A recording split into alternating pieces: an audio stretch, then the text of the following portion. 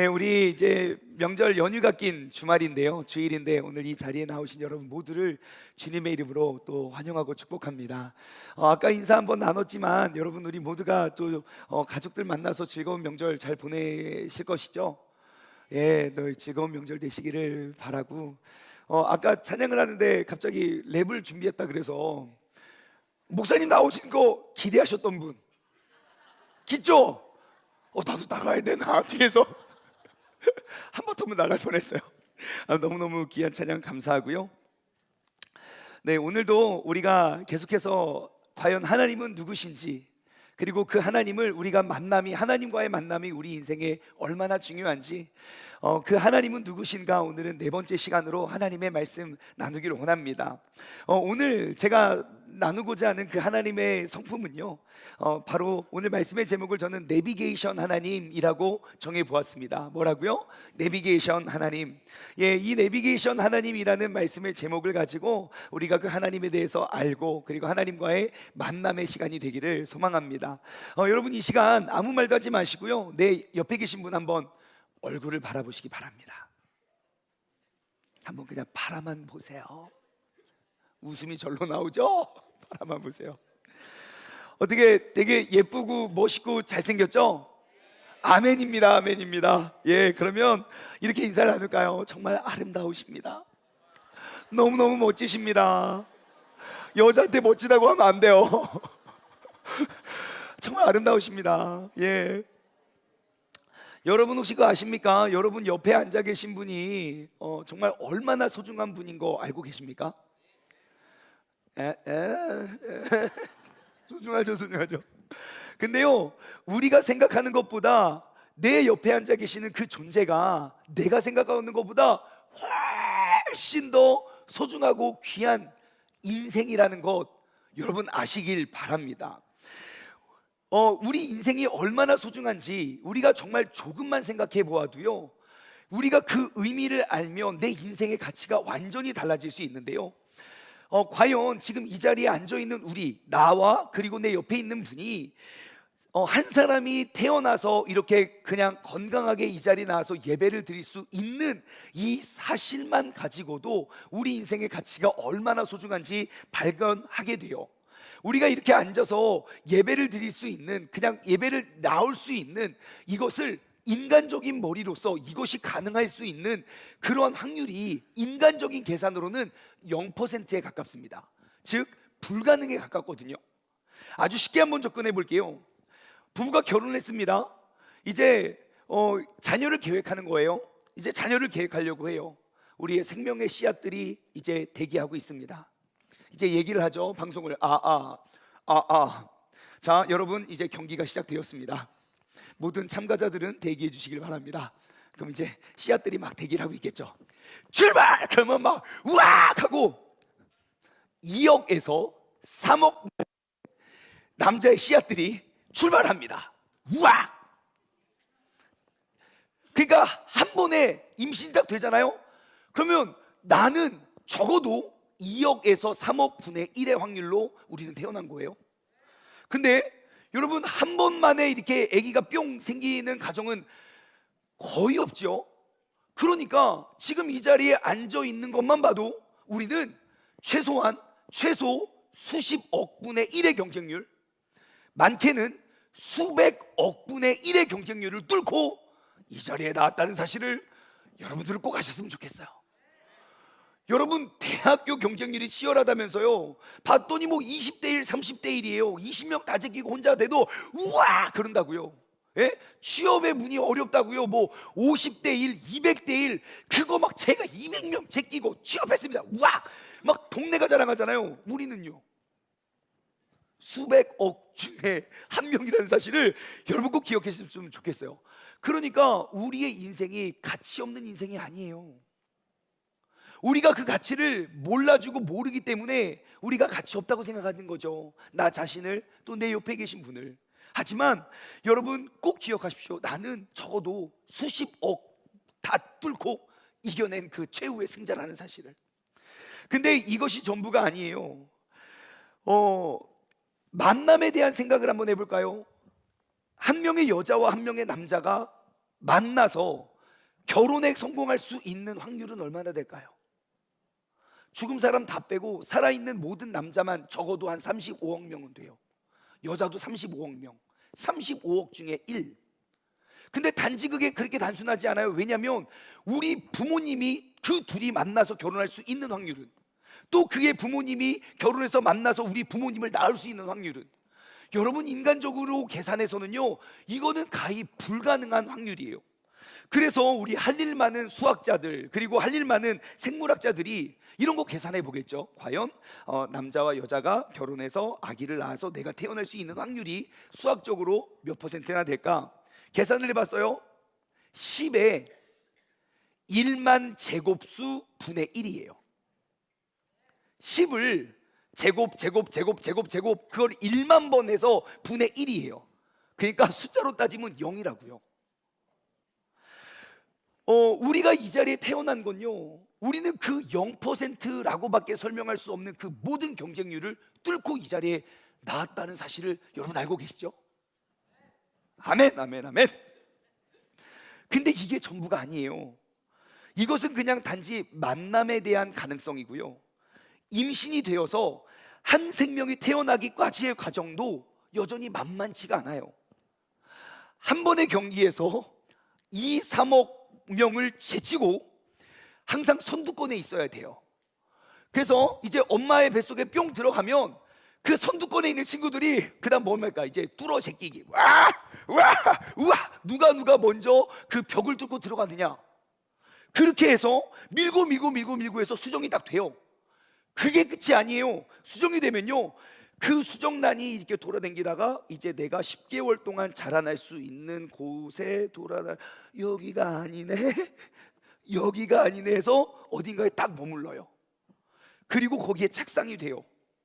그래서 그곳에서 10개월 동안 뭘 하냐면요, 뇌, 심장, 신경, 그 모든 장기들이 조금의 순서의 어긋남 없이, 조금의 잘못된 질서 없이 완벽한 주차에 완벽히 자라난 결과가 우리라고요. 그 엄마는요, 한 명의 태아를 내 뱃속에 담아두고 10개월 동안 우리는 그 건강을 유지해야 돼요. 충격과 그리고 감염과 사고와 수많은 변수들이 늘 일어나지만 그 모든 것들을 다 이겨냈을 때야 비로소 태어난 사람이 누구라고요? 옆 사람 한번 보시라고요. 좀 대단해 보이지 않습니까? 네? 이 모든 과정을 단 한 번의 실수와 단 한 번의 실패도 없이 그 모든 확률을 뚫어내고 태어난 존재가 바로 내 옆에 있는 사람이라고요. 옆 사람에게 인사해 주세요. 정말 대단하십니다.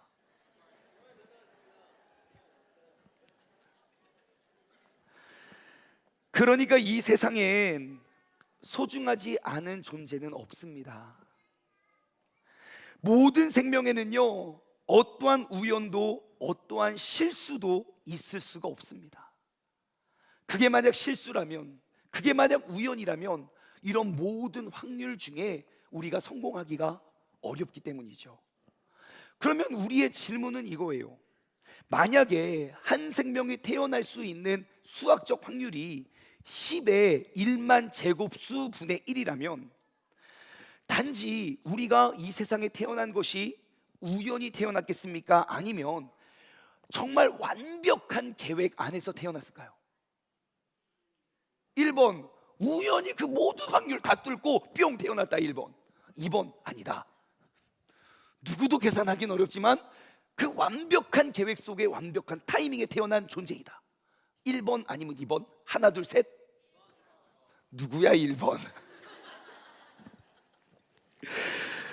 여러분 생각해 보세요. 내가 이렇게 힘들게 태어났는데 내가 왜 태어났는지도 모르겠고 앞으로 어떻게 살아가야 될지도 모르겠고, 우리가 그렇게 힘들게 태어났는데 내가 어느 방향으로 어떻게 나아가야 될지 알지 못한다면 그것보다 더 불행한 인생이 어디 있겠습니까? 반대로 접근해 볼까요? 만약 우연히 아니면 하룻밤의 실수로 우리가 태어나서 어떻게 살지도 못하고 방황하게 살 사람이라면 왜 이렇게 어려운 프로세스를 만들어 놨을까요? 그냥 대충 우리 있잖아요. 이렇게 하나님께서 막 신경 써서 만드신 사람과 사랑해서 만든 사람들이 있잖아요. 왜 하나님은 나를 이렇게 만들다 마셨어? 그런 거 말고요. 하나님이 다 목적이 있고 계획이 있기 때문에 그 완벽한 계획하심 속에 태어난 존재가 바로 우리라고요. 우리가 이렇게 복잡하게 태어날 수 있었던 이유는 우리가 내가 알지 못했을 뿐이지, 내가 느끼지 못하고 인식하지 못할 뿐이지, 나의 인생이 그만큼 귀중하다는 것을 우리는 기억해야 돼요. 세상을 창조하신 이가, 그리고 인간을 만드신 이가 이렇게 불가능한 과정을 통해서 얻어지게끔 설계한 것만 보아도 존재는 사고가 아니라 목적입니다. 생명은 어떠한 결과가 아니라 명확한 의도가 있다는 것이에요. 우리가 완벽한 목적이 없이는 만들어지지조차 불가능한 그 생명에 우리의 삶의 의미가 되는 것입니다.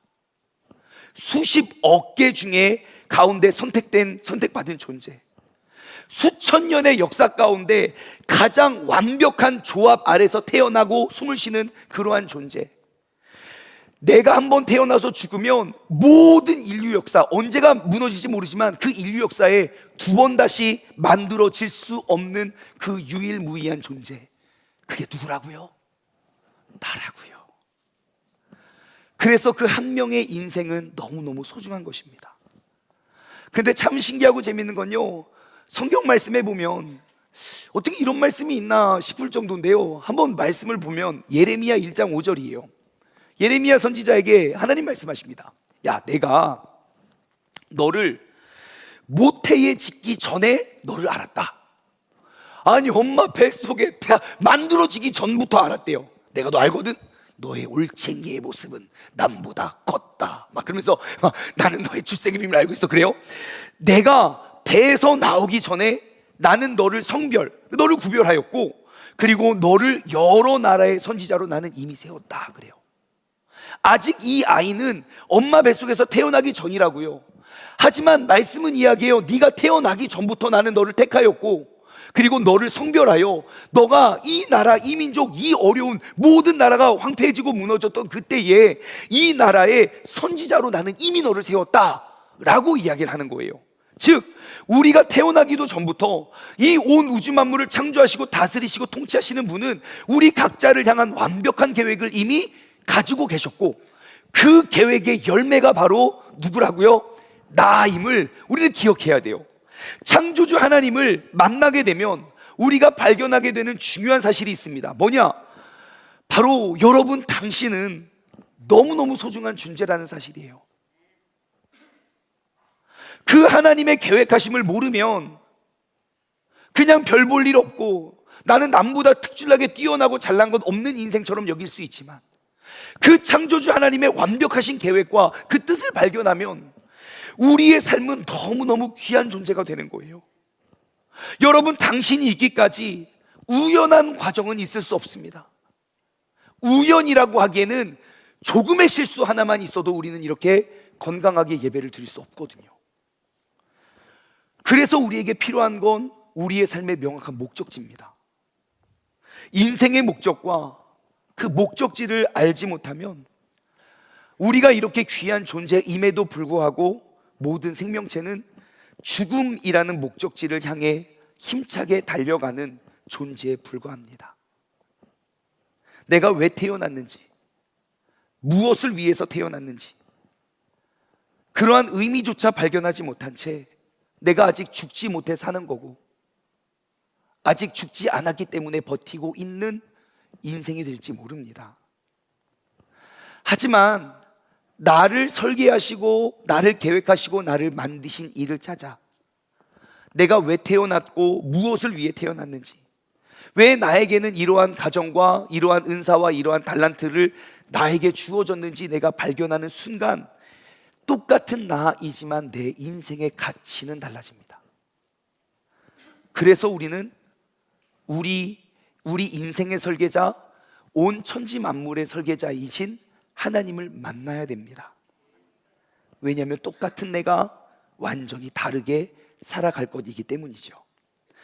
우리의 인생과 우리의 인생의 존재의 목적과 이유를 가르쳐 주시는 분은 하나님인데, 정말로 그 하나님을 만난 이들의 공통적인 고백은 무엇이냐면, 인생의 목적과 목적지를 그들은 선명하게 발견하게 되고, 그리고 그들이 발견한 그 선명한 목적지에 대해서 어떠한 흔들림 없는 삶을 그들은 살아가더라고요. 그래서 하나님을 만나고 주님께서 정해주신 그 삶의 목적으로 사는 사람들은요, 세상 모두가 두려워하는 그 죽음조차도 두려워하지 않음을 볼 수 있어요. 여러분, 우리가 이 땅에 살아가는 이유와 목적은요, 절대로 우연일 수 없습니다. 완벽하고 명확한 목적지가 있고요, 그리고 그 모든 목적과 그 길을 완벽하게 설계하신 그 하나님이라는 분이 계시고, 그리고 그래서 오늘은 나의 인생을 완벽하게 계획하시고 설계하시고 우리의 걸음을 인도하시는, 사람이 마음으로 자기의 길을 계획할지라도 우리의 걸음을 인도하시는 그 하나님을 오늘 우리는 내비게이션 하나님이라고 명명하고 싶은 거예요. 오늘 본문 말씀은 이야기합니다. 사람이 마음으로 자기의 길을 계획할지라도 그의 걸음을 인도하시는 이는 여호와이시니라. 세상의 모든 생명체 가운데 유일하게 자유의지를 가지고 있는 생명체는 인간밖에 없습니다. 왜 힘센 동물들도 많고요, 능력이 많은 동물도 많고요, 목이 기는 동물도 있고 코가 기는 동물도 있는데 왜 온 세상 만물을 이 작고 연약한 인간이 다 다스리고 통치할까요? 라고 질문을 하면 과학자들은 열심히 연구합니다. 근데 그렇게 열심히 연구해도 답을 찾을 수는 없어요. 기껏 만들어낸 이론이 무슨 빅뱅이 우주가 충돌을 해서 아메바가 생기고 뭐가 진화하고 그래서 기껏 만들어 놓은 이론이 아무튼 원숭이가 진화해서 사람이 됐대요. 그게 인간이 연구해서 만들어 놓은 학설이거든요. 그런데 우리가 그것을 과학적으로 풀려니까 풀 수가 없는 거예요. 10의 10만 제곱수 분의 1의 생명체를 어떻게 인간이 이해할 수 있겠습니까? 그런데요, 성경 말씀에 딱 한 구절의 말씀만 이해하고 믿으면 그 모든 설명이 다 됩니다. 창세기 1장 26절의 말씀인데요, 하나님이 이르시되 우리의 형상을 따라, 그러니까 하나님이 동물 다 만드시고 사람을 아직 만들기 전에 사람이 살기에 가장 좋은 환경을 만드시고 삼위일체 하나님이 회의를 하십니다. 갑자기 하나님이 이르시되 우리의 형상을 따라 우리의 모양대로, 즉 우리의 성품을 따라 사람을 만들고 그들로 바다의 물고기와 하늘의 새와 가축과 온 땅에 기는 모든 것을 다스리게 하자. 그리고 나서 27절 28절에 사람을 창조하세요. 인생의 설계자가 그렇게 설계했으니 인간이 아무리 연약하고 힘이 없어도 우리가 세상을 다스리는 건 너무너무 마땅한 일이지요. 하지만 이 말씀 한 구절을 내가 이해하지 못하고 믿으려고 하지 않으니까, 그러니까 아무리 연구를 해도 답이 없는 그것을 위해 또 씨름을 하고 있는 것이에요. 하나님께서 사람을 지으실 때 하나님의 형상을 따라 지으셨어요. 그 하나님의 성품과 형상은 우리가 무엇인가를 결정하고 선택하고 선택한 것에 책임을 짊어질 수 있는 자유의지예요. 인간을 제외한 어떠한 생명체도 스스로가 결정하고 스스로 선택하는 그러한 생명체는 없습니다. 내가 무엇인가의 선택의 기로에서 사람이 자기의 길을 계획할지라도 오늘 말씀은 이야기합니다. 하나님은 우리의 걸음을 인도해 주신대요. 왜일까요? 하나님이 나의 길을 인도해 주신다고요? 예, 내비게이션 하나님은요, 나의 인생에 명확한 목적지를 가지고 계시기 때문이에요. 여러분 생각해 보세요. 길을 알지 못하는 사람은 길을 제시할 수 없습니다. 그리고 내가 어떠한 길을 명확히 알지 못하면 그 명확히 알지 못하는 사람에게 길을 묻는 사람은 고생할 거예요. 한번 생각해 볼게요. 우리가 언제 이후로, 즉 내비게이션이라는 기계가 등장하기 전에는 우리가 초행길을 가기가 진짜 어려웠거든요. 항상 막 지도 보고 막 전화해서 물어보고 길거리에 차 세우고 막 물어보고 했거든요. 근데 그런 사람이 싹 없어졌어요. 언제요? 내비게이션이 나온 이후로. 그런데 만약에 내 내비게이션이 길을 헷갈려 한다면, 또는 나의 내비게이션의 반응이 그냥 즉각이 아니라 좀 신중한 타입이라면 어떻게 될까요? 300m 후에 우회전하세요. 샥. 좌회전이었는데 좀 미안합니다.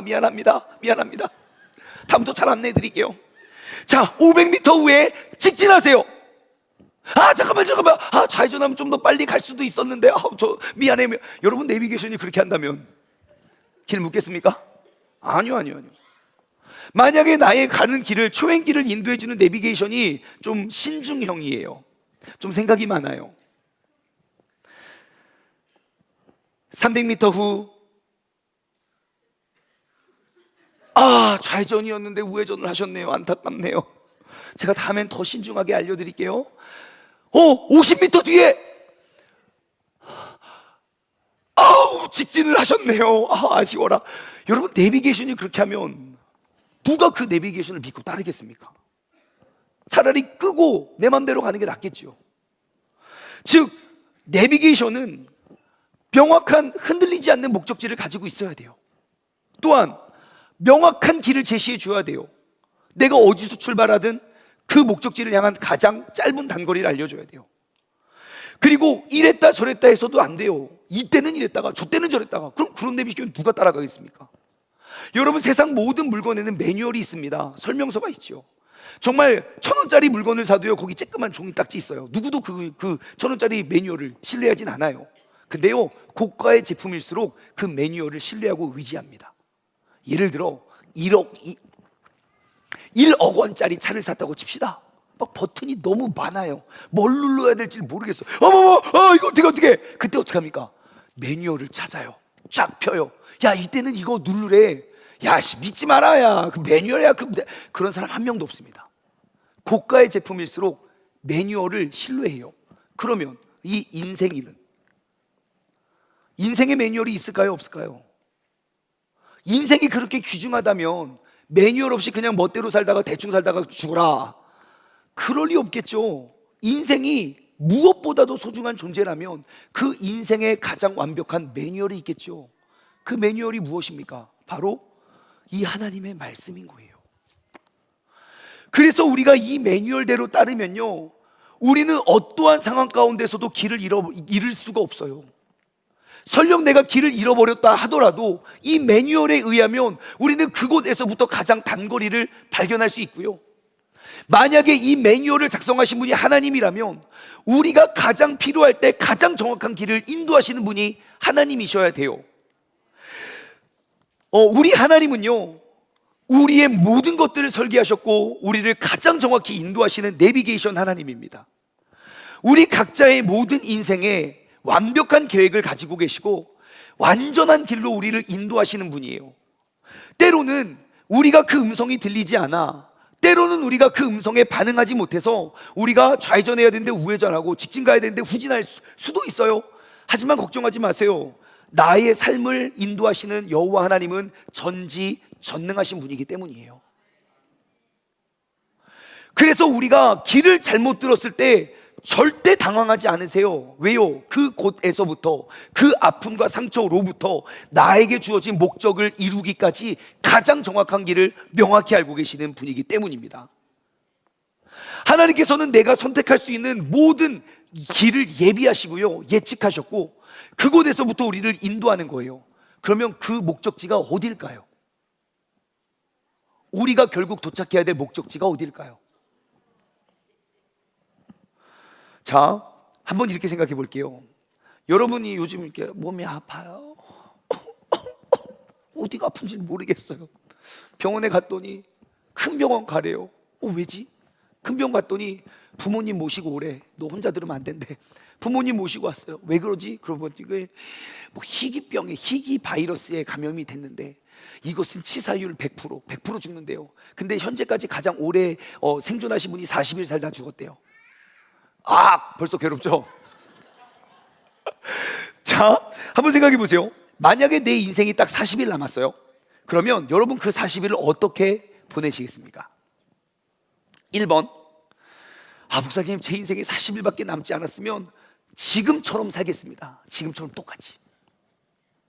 2번, 지금처럼은 살지 않겠습니다. 지금 언제 죽을지 모르니까 이렇게 살지, 내가 40일밖에 남지 않았으면 이렇게는 안 살 겁니다. 2번.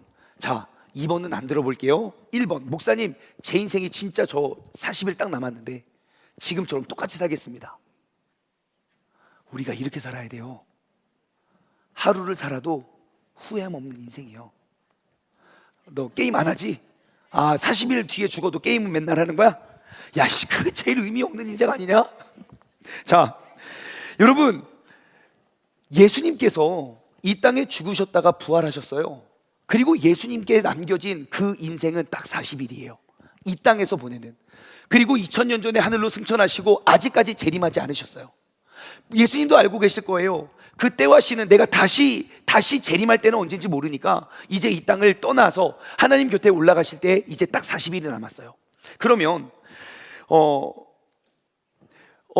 예수님의 인생도 40일밖에 남지 않았다면 1분 1초가 아쉽고 귀하겠죠. 내가 누구를 만나고 무엇을 하는지가 너무너무 중요하겠죠. 그냥 의미 없는 곳에 내 남은 40일을 쓰진 않을 거예요. 그리고 무엇보다도 가장 중요한 일을 하겠죠. 예수님께서 부활하신 다음에 승천하시기 전까지 40일 동안 예수님은 딱 한 그룹의 사람들과만 시간을 보냅니다. 누군지 아십니까? 예수님 제자들이요. 그리고 그 제자들에게 쉼없이 끊임없이 가르쳐주는 그 교훈들이 있는데 많은 내용이 아니에요. 딱 한 가지 주제에 대해서만 가르쳐주세요. 그 주제가 뭔지 아십니까? 사도행전 1장 3절에는 그걸 기록하고 있어요. 보세요. 그가 고난 받으신 후에 또한 그들에게 확신한 많은 증거로 친히 살아나심을 나타내신 40일 동안 그들에게 보이시며 뭐를 말씀하십니까? 하나님의 나라의 일을 말씀하신다 그래요. 예수님께서 부활하신 다음에 하늘로 승천하시기 전까지 예수님이 딱 한 가지 주제에 대해서만 교훈하고 가르치세요. 뭐요? 하나님의 나라요. 그럼 우리가 이렇게 생각할 수 있어요. 예수님께서 3년 동안 사역하시면서 그 중요한 거 내가 중요한 데 까먹어가지고 죽었다가 살아나 보니 맞아, 야, 하나님의 나라가 중요해서 하나님 나라를 가르쳤어 하신 게 아니에요. 예수님의 3년 동안요, 예수님이 3년 동안 예수님이 하셨던 설교가 성경에 기록되어 있죠. 기록된 예수님의 설교와 가르침을 다 보잖아요. 주제는 딱 한 가지예요. 뭘까요? 하나님의 나라요. 예수님께서 때로는 비유를 통해 설명하세요. 예수님이 말씀에는 그래요. 비유가 아니면 비유로 이것을 설명한 게 아니면 내가 말한 게 없다라고 할 정도로 예수님이 비유를 들 때마다 모든 비유를 딱 한 가지 설명하기 위해서 비유를 드세요. 뭘까요? 하나님의 나라요. 마태복음 5장 6장 7장은 그 유명한 산상보훈 산상수훈의 말씀이에요. 그 산상수훈의 첫 번째부터 마지막까지 그 모든 말씀의 주제는 딱 하나예요. 뭘까요? 하나님의 나라요. 예수님께서 3년 동안 끊임없이 쉼없이 매일매일 그 하나님의 나라는 실제이고 그 하나님의 나라는 가까웠다고 주님께서 맨날 말씀하셨거든요. 그리고 십자가에 달려 죽으셨다가 다시 부활하시고 승천하시기 전날까지 그 하나님의 나라를 강조하세요. 더 재미난 사실은요, 예수님께서 지난 3년 동안 계속 강조하셨는데 그것도 모자라서 또 강조하시는 게 하나님의 나라예요. 그러니 우리가 그 예수님의 가르침을 받는 사람이라면 예수님께서 우리에게 무엇을 가르치실지, 그리고 우리를 어디로 인도하실지 여러분, 저는 알 것 같은데 오늘 예수님을 우리가 만난다면 예수님이 나에게 무엇을 말씀하실 것 같습니까? 뭐에 대해서? 하나님의 나라. 우리의 발걸음을 어디로 인도하실 것 같습니까? 하나님의 나라요. 우리가 그 하나님의 나라의 목적지를 알지 못하면 우리는 헷갈리겠죠. 내가 어디로 나가고 누구를 만나 무엇을 해야 될지 우리는 계속 길을 물을 거예요. 나에게 왜 이러한 은사를 주었고 나에게 왜 이 모임과 이 시간에 우리를 여기 부르셨는지 우리는 늘 물어볼 거예요. 하지만 그 하나님을 명확히 알면 절대로 헷갈리지 않습니다. 근데 이 주제는 예수님만 강조하셨던 게 아니에요. 예수님이 이 땅에 오시기 전 그의 길을 예비할 마지막 선지자 누굽니까? 침례 요한. 침례 요한의 사역에 그의 모든 설교 주제는 딱 하나, 뭐예요? 회개하라, 천국이 가까웠느니라. 하나님의 나라를 준비하고 예비하라 그래요. 사도행전에 보면요, 사도 바울의 설교 내용, 사도 바울이 전한 설교 내용이 한 8편에서 9편 기록되어 있거든요. 왜 8편 또 9편이냐면 이 하나의 설교를 2개로 봐야 되냐 하나로 봐야 되냐 의견의 차이예요. 아무튼 8, 9편의 설교가 있어요. 사도 바울이 모든 이방을 돌아다니면서 설교하는데요, 그 설교의 내용의 주제는 딱 하나, 뭐겠습니까? 하나님의 나라요. 빌립 집사님도 마찬가지입니다. 빌립이는 아니죠. 우리 빌립 집사님이 기록한 그의 설교 역시 주제가 무엇일까요? 하나님의 나라요. 그러므로 우리는 이 명확한 목적지를 바라보며 우리는 나아갈 수 있어요. 주님께서 오늘 나를 만나주시고 주님께서 내게 나타나 무엇인가 내게 교육을 하실 거라면 그 주제는 무엇이겠습니까? 하나님의 나라일 것입니다. 그러면 하나님의 나라가 그렇게 중요하면 예수님께서 그렇게 많이 가르치고 예수님께서 그렇게 많이 반복하신 이유가 무엇이겠습니까? 우리의 인생의 목적지에 대해서 흔들리지 말라는 것이에요.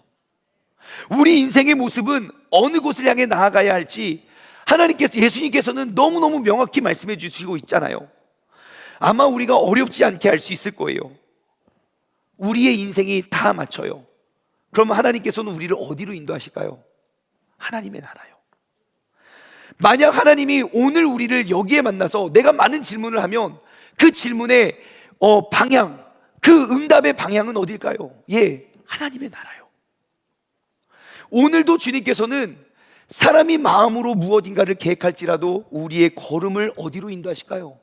하나님의 나라로요. 하지만 우리가 하나님의 나라에 대한 개념을 너무너무 오해하긴 합니다.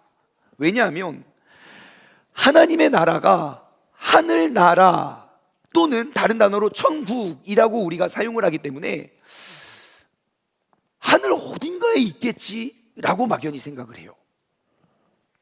그리고 천국이라고 하니까 마치 내가 살아서는 절대 누릴 수 없고 죽어야지만 비로소 내가 누릴 수 있는 어떠한 추상적이고 막연한 그러한 공간이라고 생각을 해요.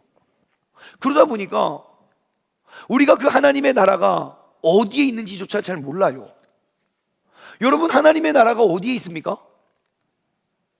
어디에 있어요? 이거 봐요. 명확히 알면 딱 어디 있다고 말하겠죠. 우리가 이렇게 열심히 신앙생활 해가도 모른다고요. 근데 말씀은 기록하고 있어요. 누가복음 17장 20절 21절. 의심 많은 바리새인들이 또 물어봤겠죠. 바리새인들이 물어봅니다. 하나님의 나라가 어느 때에 임합니까? 물어요. 그 예수님이 대답하십니다. 하나님의 나라는 볼 수 있게 임하는 것이 아니라 또 여기 있다가 저기 있다가 그렇게 말할 수 있는 게 아니다. 그러면서 하는 말 어디요? 하나님의 나라는 너희 안에 있느니라. 하나님의 나라는 이미 임했다고 이야기하는 거예요. 여러분, 우리가 이번 주에는 우리 그 큐티 본문 말씀이 마가복음이에요. 그 지난주에 마가복음 4장에 보면 어떠한 내용이 있냐면 예수님이 배를 타고 갈릴리 바다를 건너 고라사 지방으로 가요. 근데 예상하지 못했던 풍랑이 일어요. 엄청난 풍랑 속에 제자들은 잠도 못 자고 막 나 죽네 막 그러면서 예수님을 막 깨워요. 막 예수요 우리 죽는 걸 왜 보고만 있습니까? 가만히 계시지 마시고 막 하세요. 막 뭐 좀 해봐요. 그러니까 예수님이 막 귀찮은 듯 일어나가지고 풍랑아 잠 좀 마라. 그러고 또 막 제자를 혼내요. 니들 왜 이렇게 믿음이 없냐고. 생각해 보세요. 저는 그 대목을 묵상하는데 한 가지 보여지는 게 있더라고요. 무엇이냐? 제자들에게는 예상하지 못했던 풍랑이 다가왔어요. 그것이 내 인생의 생명의 위기요, 내 인생의 위험이고 너무너무 두려운 순간이에요. 하지만 예수님 옆에서 뭐하고 있어요? 주무시고 계세요. 풍랑이 일든 방향을 잃던 내 안은 너무 평안한 거예요. 내 영혼은 너무 고요하고 잠잠한 거예요.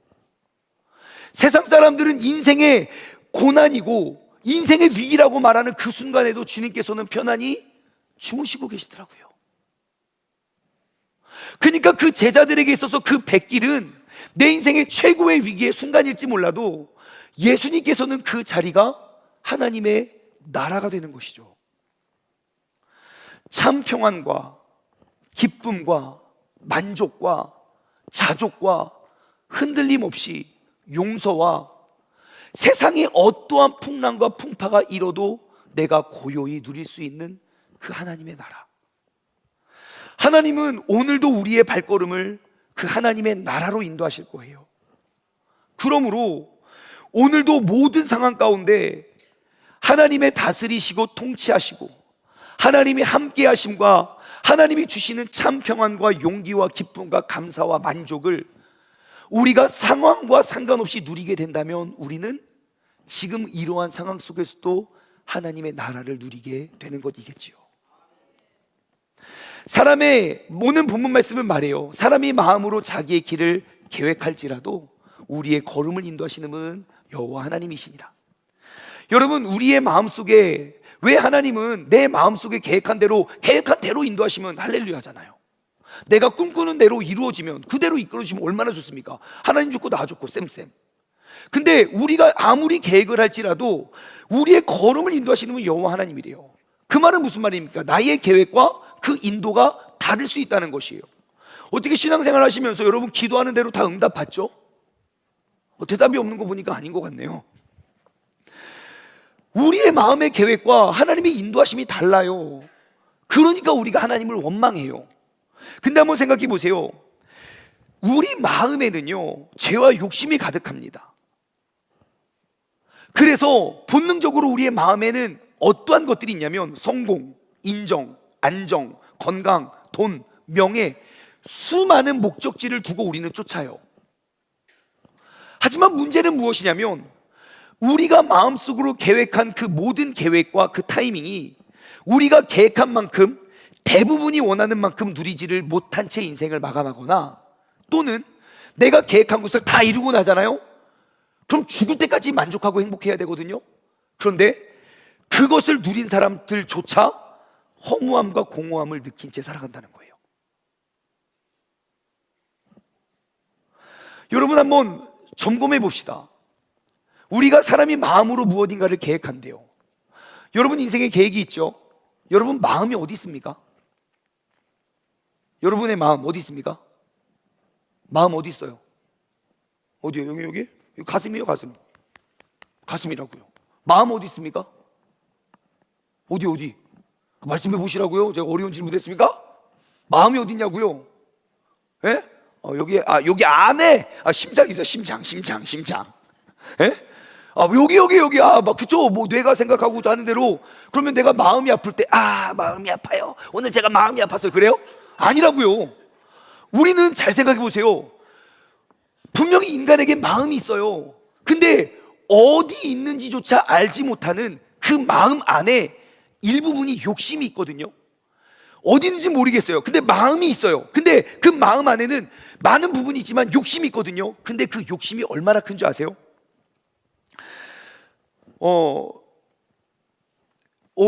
요즘 우리 이 교회가 있는 이 동네의 집값이 장난이 아닙니다. 그죠? 집값이 장난이 아니에요. 누가 저한테 그러더라고요. 로또 값을 올려야 된대요. 왜 그러냐고 했더니 로또에 당첨을 돼도 아파트 한 채를 못 산대요. 세상에 로또에 당첨이 돼도 집 한 채를 못 사는 게 그게 무슨 로또라고. 로또 값을 올려야 된다 그래요. 그죠? 엄청나게 비싸요, 집값이. 그래서 내가 평생 열심히 노력을 해서 막 30억 되는 집을 한 채 샀어요. 그러면 얼마나 기쁠까요? 그럼 매일매일 기쁘고 감사하면서 살아야죠. 하나님의 나라를 누리면서. 아니에요. 왜 그러고 봤더니 고작 35평이래. 옆에 보니까 45평 있어. 더 열심히 노력해서 45평 샀어요. 집 2채. 할렐루야. 막 우와 해야 되죠? 아니요. 세금 낼 게 너무 많대. 더 벌어야 된대. 그래요. 오케이. 그래서 건물 하나 샀어요. 잠실땅에 내가 건물을 샀습니다. 우와. 그럼 맨날 기쁘고 감사하고 만족하고 그렇게 자족하며 살아야죠? 아니요. 롯데타워가 더 커요. 오케이. 그래서 내가 샀어요. 오케이. 잠실 다 샀어요. 잠실이 다 내 거라고요. 내가 밟는 모든 땅 다 내 거야. 호호호. 그럼 맨날 기쁘고 감사함으로 살아가겠죠? 아니요. 왜요? 우리는 강남에서 밀렸대요. 오케이. 강남 다 샀어요. 우와 이제 강남 땅은 다 내 거다. 우와 기쁘고 즐겁다. 그렇게 살까요? 아니요. 왜요? 요즘 성수동이 뜬대요. 한남동 주택이 너무 멋있어 보여.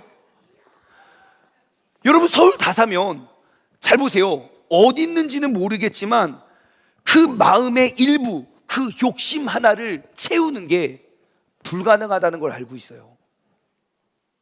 그럼 우리가 깨닫는 지혜가 뭡니까? 이 인간이 얼마나 큰 존재인지 알게 돼요. 대한민국을 다 집어넣어도 그 욕심 하나 만족시킬 수 없는 큰 존재예요.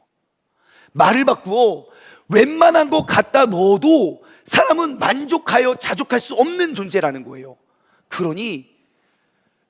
그런데 우리를 만드신 하나님 한 분을 이 안에 넣으면 아무것도 없어도 만족해요. 그 사실이 무엇을 말하겠습니까? 하나님이 얼마나 크시고 얼마나 위대하신 분인지 우리가 알 수 있는 대목이에요. 그 하나님의 인도하심을 받지 못하면 세상 사람 모두가 부러워하는 상황 가운데 제일 괴롭게 하고 살아요. 언제부터 대한민국의 방범 이게 있잖아요. 막 경비 업체들이 언제부터 이렇게 많아졌습니까? 언제부터 사람이 그렇게 서로를 믿지 못하고 나누지 못하게 됐습니까? 그래서 우리에게는 명확한 내비게이션이 필요한 거예요. 인간보다 크신, 세상보다 크신 나를 만족시키실 그 예수 그리스도를 만나면 우리의 걸음걸음이 하나님의 나라가 되는 거예요. 여러분, 하나님께서는 언제나 우리의 발걸음을 그의 나라로 인도해 주십니다. 그럼 하나님의 나라를 누리는 게 뭡니까? 대표적으로 많은 것 진짜 많이 있어요. 여기 성경 말씀에 보면 하나님의 나라가 무엇이고 어떻게 누려야 되는지 정말 다 알려주고 있거든요.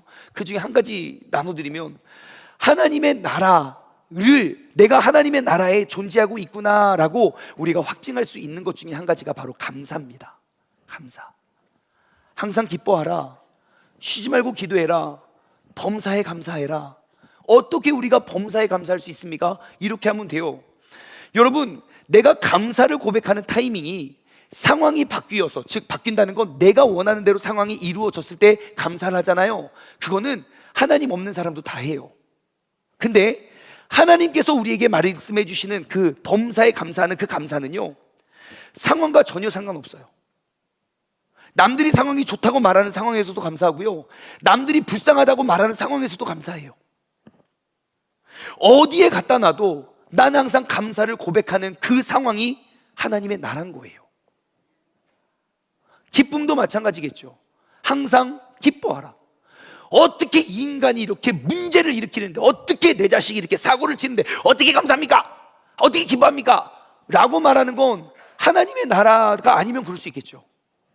하지만 하나님의 나라에서는요, 그 역시 나의 걸음을 인도하신 하나님을 믿고 따르는 것이죠. 사람들은 다 잘못된 길이라고, 사람들은 실패라고 말해요. 그런 게 하나님의 나라라면 돌아가고 피해가라고 그래요. 근데 하나님 말씀하실걸요, 야, 그 풍랑이 너에게 얻어야 할 그 교훈의 가장 빠른 지름길이야. 우리는 편안한 길을 돌아가면 그것이 가장 행복하고 만족한 삶일지 몰라요. 왜 나의 인생에 이렇게 큰 어려움과 아픔과 상처를 주십니까? 왜 이 갈릴리 바다를 건너는데 왜 풍랑을 주십니까? 라고 묻지만, 사람이 마음으로 풍랑이 없는 곳을 계획할지라도 우리의 걸음을 인도하시는 여호와 하나님이 나에게 풍랑을 주셨다면 그 길이 하나님을 알아가고 발견하기 위한 가장 짧은 지름길이 될 거예요. 여러분, 그 하나님의 나라에서는 또 통용되는 또 다른 단어는 용서입니다. 여러분, 어떻게, 목사님 저는 원수가 없습니다, 난 모두를 사랑합니다. 자신 있게 할렐루야. 지선자매 있죠, 다 원수. 제가 보니까 초등학생들도 손 안 드는 거 보니까 있구나. 이게 이런 여러분, 용서는 인간의 의지와 노력으로 할 수 있는 영역이 아닙니다. 내가 이 사람을 용서해야지 막 생각하면 생각할수록 열받아요. 생각 안 하는 게 나아요. 그러니까 잊은 채 살아요. 근데 그 사람을 보면 또다시 열받아요. 그런데 어떻게 용서를 할 수 있겠습니까? 성경에는 원수까지도 사랑하래요. 어떻게 그게 가능합니까? 하나님의 나라에서는 그게 가능해요. 왜냐? 용서라는 걸 세상 누구에게도 배울 수가 없어요. 볼 수도 없고. 근데 내가 아직 죄인 되었을 때에 나를 택하여 이 땅에 오셔서 자기 자신을 버리신 예수 그리스도의 그 용서를 받은 사람이 약 140년 전에 정말 미전도 종족인 대한민국의 그 미개한 땅에 화장실도 불편하고 막 된장을 막 먹고 막 냄새나는 된장을 먹고 아무튼 그런 데 와가지고 그냥 내가 값없이 이름 없이 빚도 없이 그들을 사랑하고 예수님을 가르쳐주는 그 용서를 받아 우리 믿음의 선배님들이 그 길을 걸어갔고 그 열매가 나라면 나를 해하는 그 사람이 문제가 아니라 이미 내게 베풀어 주신 그 사랑과 이해와 용서를 발견했기 때문에 우리는 그 용서가 시작되는 거예요. 그 사람이 나를 아무리 해하려 해도 내 마음에 용서가 되어버리면 내 마음의 불안과 초조와 염려는 떠나가겠죠. 내가 평안한데. 아무리 많은 사람이 나를 해하려 해도 내가 참 평안과 기쁨과 만족을 누리면 여러분 그곳이 하나님의 나라 아니겠습니까? 그러므로 내비게이션 하나님은 우리의 발걸음을 언제나 가장 선한 길로, 가장 옳은 길로 인도하여 주시는 분임을 기억하시길 바랍니다. 여러분, 우리가 이제 사순절을 맞았어요. 우리는 대한민국이 이렇게 잘 살고 부흥하게 된 그 원동력으로 정말 한국 교회의 성장과 나라의 성장은 정말 같이 왔거든요. 근데 언제인가부터 그 교회가 하나님의 나라의 그 본질을 잃어가고 있는 것 같아요. 그리스도인들의 모습을 봐도, 심지어 그들의 종교 지도자인 목사님들을 봐도 막 그러한 기대감이 생기지 않는 시대가 되었어요. 그래서 우리 하늘비전교회는 60주년을 맞아 우리가 기본으로 돌아가기를 외칩니다. 그래서 우리가 돌아가고자 하는 그 기본은요, 옛날에 사순절 기간이 되면 예수님께서 돌아가시기 전 예수님의 삶을 한번 되짚어보고 나도 그 고난에 동참하기 위한 결단을 했거든요. 언제부터인가 그 결단과 도전이 없어졌어요. 마치 이 시대는요, 야, 나 사순절 맞아서 나 매일 금식한다 라고 이야기하면 예전에는 매우 마땅하고 당연했던 일들이 요즘에는 너무너무 놀랍고 신기한 일이 되어버렸어요. 여러분, 생각해 보세요. 만약 나 한 사람이 은혜 받고 회복되어서 내가 이룰 수 있는 일이 있다고 칩시다.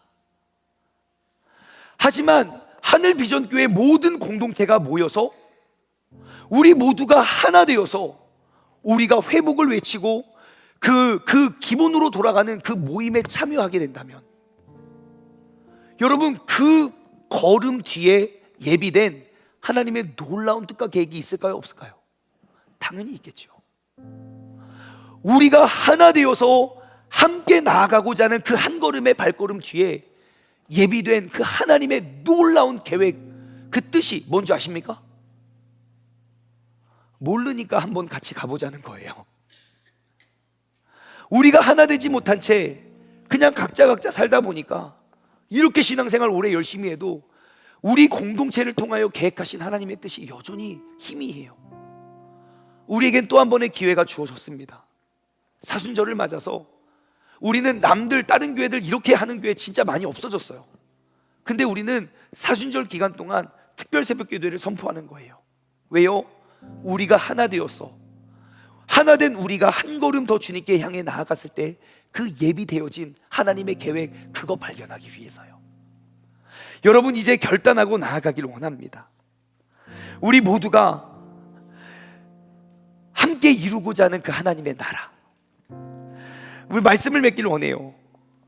우리 하나님은요, 사람의 능력으로는, 사람의 머리로는 불가능하다고 밖에 말할 수 없는 모든 것들을 계획하시고 인도하십니다.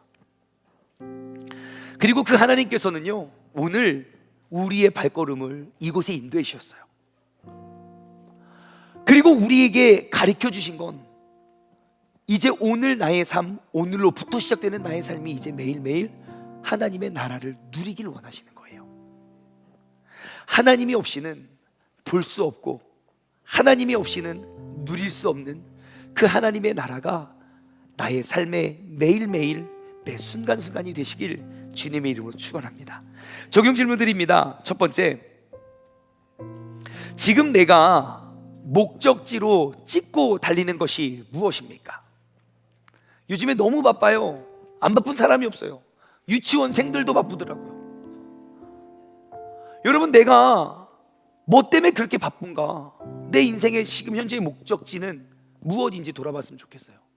그것이 성공인지, 그것이 돈인지, 그것이 명예인지, 높은 직위인지, 내가 무엇 때문에 이렇게 바쁘고, 나에게 그 주어진 소중한 시간을 나는 무엇을 위해 사용하고 어디에 쓰고 있는지 돌아봤으면 좋겠어요. 두 번째, 여러분 혹시 인생의 길을 잃어버렸던 때가 있습니까? 그 목적지는 어디이고 내 인생의 의미조차, 내가 왜 태어났고 무엇을 위해, 왜 나에게는 이러한 상처만 주고, 왜 남들보다 평범한, 내가 가장 바라는 건 평범함인데 왜 나에게는 그런 것들이 주어지지 않나? 라고 내 인생의 길을 잃어버렸던 때를 한번 돌아봤으면 좋겠어요.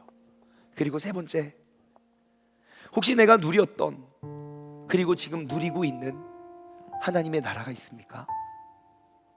제가 확실히 말씀드릴 수 있는 건, 그 하나님의 나라는 환경이 바뀌어야만 누릴 수 있는 것이 아닙니다.